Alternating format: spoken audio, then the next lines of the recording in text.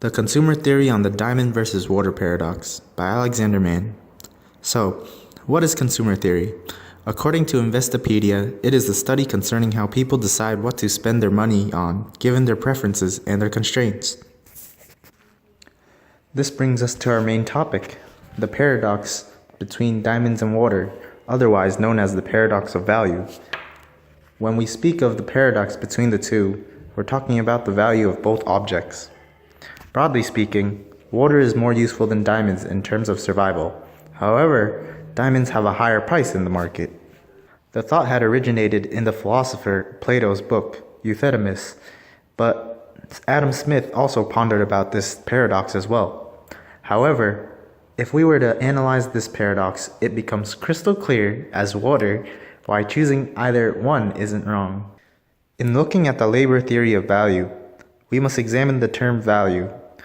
Value has two different meanings, value in use and value in exchange. Value in use is what water represents. It has the greatest value in being used, while diamonds, on the other hand, have little to no value in being used. However, diamonds have the greatest value in exchange, whereas water has little to no value in exchange. Bluntly speaking, water is useful in order to survive, but cannot be exchanged for many things. On the other hand, diamonds can be exchanged for many things, but isn't useful in order to survive. Ultimately, the two different meanings of value suggested that values of goods are measured in terms of labor, where water is easily created and found, while diamonds are harder to create and find. However, this theory was soon debunked when people suggested that what if there was a perfectly carved diamond found in a mine? Would it be sold for a lower price than a diamond that went through refining? This all leads to the discovery of subjective value, where cost does not drive price, but the other way around.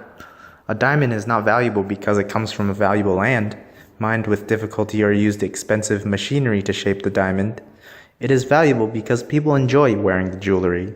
Individuals will obtain diminishing levels of satisfaction or marginal utility from acquiring additional units of a good. They will at first prioritize obtaining goods they need the most, such as water or food. But once their need for food is satisfied to an extent, their desire for other goods will start to become their priority.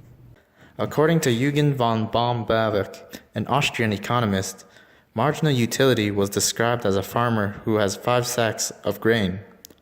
The first bag was used to make bread for him to survive. The second bag was also made for bread, but for him to be strong enough to work. The third bag was used for his cattle. The fourth, whiskey to drink.